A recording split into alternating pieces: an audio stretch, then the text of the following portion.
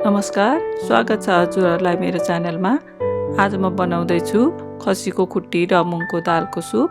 यो चाहिँ बिरामी, केटाकेटी र सुत्केरीको लागि पनि उपयोगी हुन्छ। यो प्रोटिनले भरपुर र कोलाजनले पनि भरपुर हुन्छ। यो यहाँहरूलाई फाइदाजनक हुनेछ। यसको लागि मैले लिएको छु खसीको खुट्टी। यो 300 ग्रामभन्दा अलि बढी छ र मैले 1 कप मुङको दाल भिजाएर राखेको छु। मैले भिजाएर राखेको छु, नभिजाइकन पनि प्रयोग गर्न सकिन्छ। यो खुट्टीको साइज आफूलाई मनपर्ने साइजमा काट्दा हुन्छ। मैले यस्तो सानो सानो बनाएको छु। ठुलो वा आधा आधा पारेर राख्दा पनि हुन्छ। अब बनाउन सुरु गरौँ। यसको लागि मैले भाँडा तताएर कुकरमा मैले तेल हालेकी छु।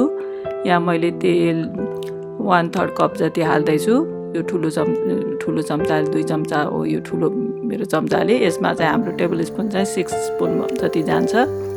यसमा थोरै जिरा पुर्याउँदैछु। यो सिम्पल तरिकाबाट बनाउँदैछु म। यसमा प्याज गोलभेडा केही पनि नहालिकन यो बिरामी केटाकेटीहरूको लागि हुने गरी 2टा तेजपात पुर्याएर मैले यसमा कुटिराखेको छु। यसलाई एकैछिन भुट्ने, धेरै भुट्नु पर्दैन, पाक्न टाइम लाग्छ धेरै भुट्यो भने।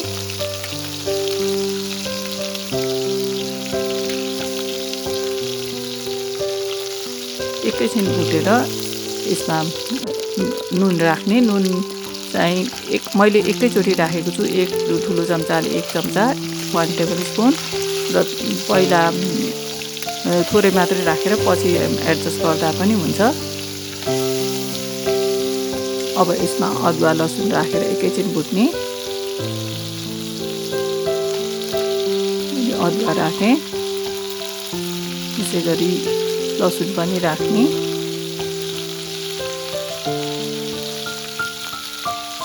अब यसको काँचोपनको बास्ना नहुने गरिकन एकैछिन भुट्ने, धेरै बेर भुट्नु पर्दैन, डढ्यो भने फेरि फ्लेभर पनि जान्छ।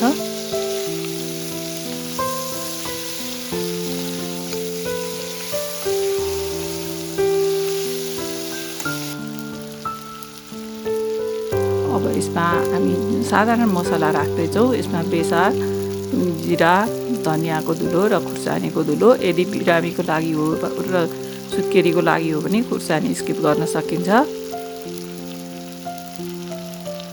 अब यसमा यो मसला नजल्ने गरिकन थोरै पानी हालेर एकैछिन चलाउने।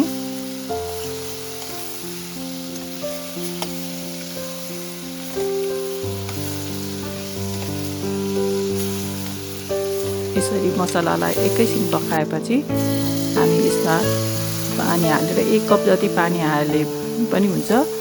जति धेरै पानी हाले उति धेरै पाक्न टाइम लाग्छ। त्यसकारण पहिला चाहिँ थोरै नडढ्ने तर पाक्ने गरी अन्दाज गरेर थोरै पानी हाल्दा हुन्छ। 1 कप 1.5 कप जति। अब यसलाई हामी 10-12 मिनट जति पकाउनुपर्छ मिडियम फ्लेममा। मध्यम आँचमा 10-12 मिनट पकाएपछि यसमा 4-5 सिटी लगाए पुग्छ। त्यसपछि सानो गरेर राख्दै हुन्छ, सिम गरेर।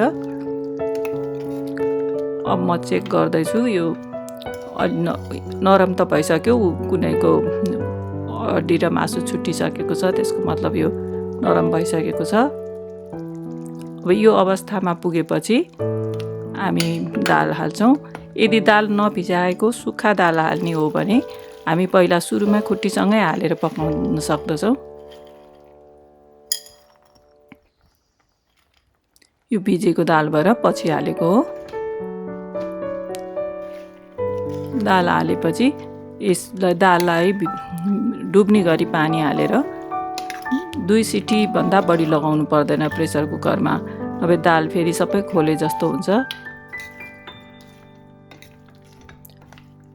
स्मुथ सुप मनपर्छ भने धेरै गलाए पनि हुन्छ, तर केही दाना पनि देखियोस् भन्नाले चाहिँ 2 सिटी जति लगाउँदा पुग्छ।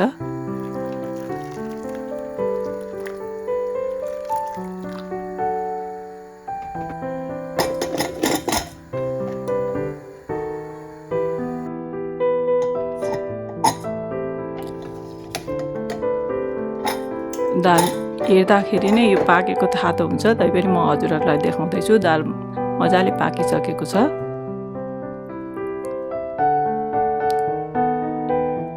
यो मजाले गलिसकेको छ दाल। अब अब यो अवस्थामा हामी एकदम स्मुथ सुप चाहिन्छ भने अलि चलाएर मात्रै पानी हाल्ने होइन, अलि बाक्लो सुप पनि होस् र केही दाल पनि रहोस् भने चाहिँ पानी अलि हालेर चलाउँदाखेरि राम्रो हुन्छ।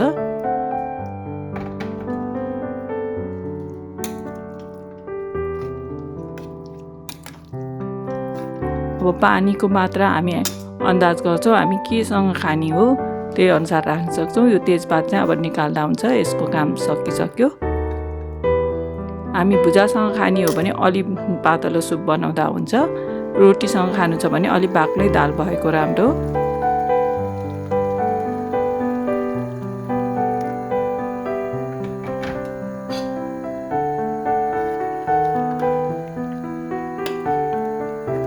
सुप कतिको बाक्लो वा पातलो पार्ने आफ्नो इच्छा अनुसार गर्न सकिन्छ। अब यो अवस्थामा आएपछि हामी एकचोटि नुन टेस्ट गरौँ। यहाँ मेरो नुन ठिकै रहेछ, मैले नुन थप्नु परेन। अब म थोरै गरम मसाला हाल्दैछु। यो अप्सनल हो, हाल्दा पनि हुन्छ नहाल्दा पनि फरक पर्दैन।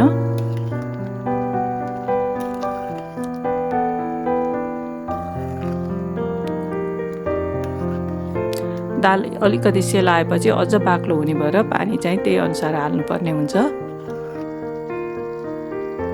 मैले टोटल 6 कप पानी हालिसकेको छु यसमा। अब हाम्रो दाल रेडी भएको छ। यो थाहा पाउनुलाई यसरी तेल माथि आएपछि यो पुरा रेडी भएको थाहा हुन्छ। खुट्टी र मुङको दाल बनाउनुहोस्।